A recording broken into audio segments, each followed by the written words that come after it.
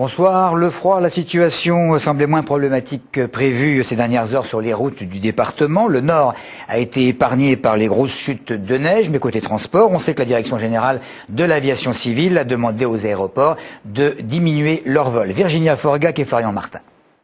Sur recommandation de la DGAC, 10% des vols ont été annulés aujourd'hui à l'aéroport d'Orly. Pas de quoi perturber les voyageurs. Je viens de Cherbourg. À Cherbourg, il y a beaucoup de neige. Et à Paris, il y a beaucoup de froid. Alors, je vais au pays des oranges et des dattes et je vais apprécier la situation. Quelques retards et annulations cependant, notamment un vol pour Washington et un pour Tunis. Je vais à Tunis, normalement on doit prendre l'avion de 8h45 et en arrivant ici, elle est annulée, remplacée par 14h55. Il y a 20 degrés aujourd'hui en Tunisie. La neige, il n'y a que Tunisiens qui ne peut pas rouler sur la neige, apparemment. Non, mais je sais pas, il n'y a pas d'explication. Et ce qu'on me dit, c'est qu'il est annulé à cause de la neige. Sauf que quand je vois le tableau des départs, les seuls vols qui sont annulés, c'est le vol de Tunis et un autre vol pour New York. Si à l'heure actuelle les pistes sont dégagées, attention toutefois, Météo France ne prévoit pas un retour à des températures positives avant la semaine prochaine. Alors un petit conseil avant de prendre votre vol, consultez votre compagnie aérienne. Le chômage en Île-de-France pour le mois d'octobre en baisse de 0,3%, c'est mieux. En Essonne, diminution de 0,8%, mais cela représente quand même 58 250 demandeurs d'emploi en attente de travail dans le département.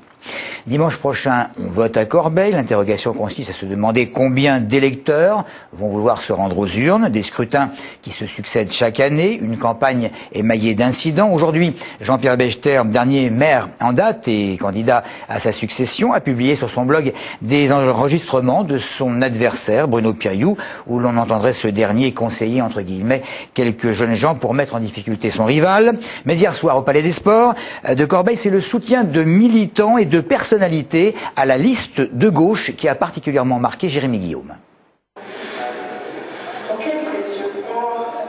Film de campagne, orchestre et buffet dînatoire, la gauche a mis les petits plats dans les grands hier soir pour son meeting de soutien au Palais des Sports de Corbeil-Essonnes.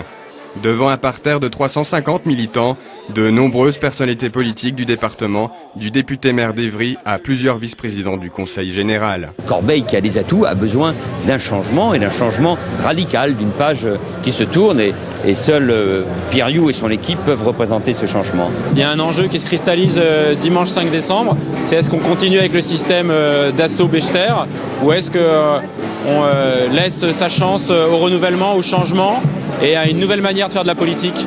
Ni l'annulation pour cause de mauvais temps de la venue de Stéphane Hessel, grand défenseur des droits de l'homme et ancien résistant français, ni la publication de documents semblant compromettre Bruno Piriou n'ont entamé l'optimisme d'un public tout acquis à la cause de la tête de liste. On est confiant parce qu'on sent une dynamique. C'est la première fois depuis 20 ans que toute la gauche, les démocrates, les écologistes, les républicains se rassemblent sur une même liste. Donc il y a plein d'idées, un véritable projet. À 3 jours de l'élection municipale partielle, la gauche espère donc gagner. Mais après les multiples rebondissements de la campagne, l'abstention aura sans nul doute un rôle encore plus important que d'habitude.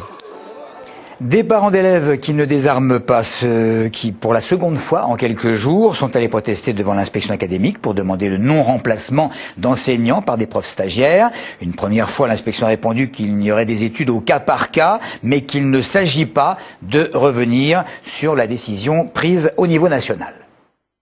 Ce qu'on voudrait, nous, c'est des solutions pérennes et qui ne viennent pas créer un trouble, une instabilité au sein de la classe. D'autant que par ailleurs, et là j'ai fait valoir une situation qui existe à l'échelle de l'Essonne, certaines classes disposent d'un enfant en difficulté, qu'on appelle PPS, et c'est jeter un trouble davantage sur ces enfants qui ont besoin de repères affectifs stables, et notamment une institutrice référente.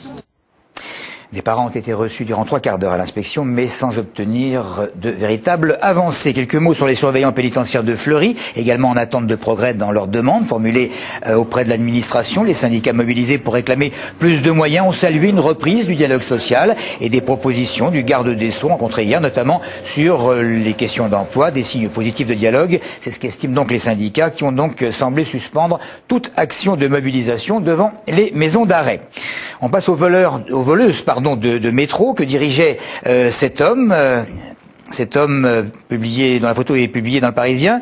Cet homme qui a été arrêté, contrainte souvent violemment de ramener l'argent tous les soirs à un certain nombre d'individus.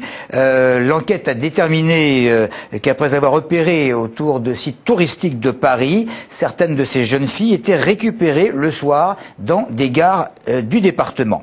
Combien d'argent pour le Père Noël? C'est plus jouissif quand même, pas mal semble-t-il, puisqu'une étude fait état de plus de 230 € par famille. Voici quelques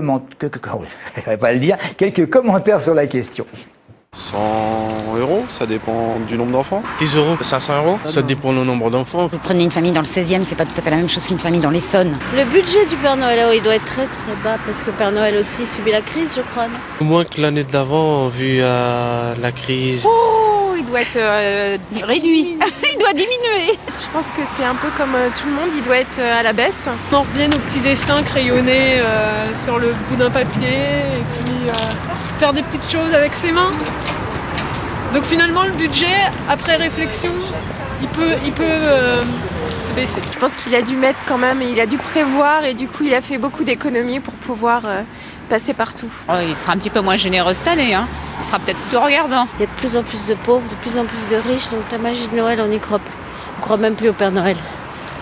Pour compenser la crise, le budget du Père Noël va être délirant cette année. C'est magique Noël. Il n'y a jamais de crise. La magie de Noël, j'aimerais bien encore la voir. Allez, au revoir. Au revoir. Alors que les grandes enseignes font déjà la promotion de Noël, le petit commerce tente lui aussi de faire sa publicité à sa manière. Il est pour cela aidé par la Chambre de commerce jusqu'au 20 décembre. 500 boutiques essonniennes, bien sûr, organisent un jeu avec à la clé au moins 20 voyages à gagner pour la Tunisie. Le but, c'est de soutenir et d'améliorer la fréquentation des commerces de proximité. Christophe Garnier. Comme pour chaque fête de fin d'année, les commerçants essonniens ont décidé de gâter leurs clients. 500 d'entre eux organisent un jeu jusqu'au 20 décembre pour tenter de moins subir les campagnes de publicité nationale des grandes enseignes. La publicité, faire des publicités, ça coûte très cher, alors que ça revient beaucoup moins cher de faire comme ceci. Nouvelle sur les Ulysses, cette fleuriste n'a pas encore de retour sur les années précédentes, mais elle apprécie ce type d'événement. Lors de la dernière campagne en septembre, elle a même gagné une cliente assez précieuse. Et il y a même la personne qui a gagné, sa fille vient régulièrement au magasin juste pour le plaisir et pour m'aider de temps en temps. Donc elle apprend un petit peu à faire les bouquets avec moi et voilà. Budget de l'opération 75 000 €, dont la moitié financée par la Chambre de commerce. C'est un peu moins qu'en 2009, quand la CCI avait relancé cette opération après quelques années d'abandon. L'an dernier, les retours étaient assez bons. 60% des consommateurs qui ont été dépensés après leur bon d'achat ont été chez des commerçants qui ne connaissaient pas. Donc là aussi, c'était notre objectif, c'était effectivement amener les consommateurs à aller dépenser plus près de chez eux dans le commerce de proximité. Autre point important, 80% des consommateurs séduits par les bons d'achat ont dépensé plus que la valeur du chèque cadeau qui les avait fait venir. Et puis comme chaque jeudi, une pensée particulière pour Hervé Guéquière et Stéphane Taponnier, nos confrères de France 3, enlevés il y a maintenant 338 jours en Afghanistan avec leurs accompagnateurs. Chaque semaine, Téléson, vous le savez, s'associe aux autres médias pour rappeler leur sort jusqu'à leur libération. Merci de votre fidélité.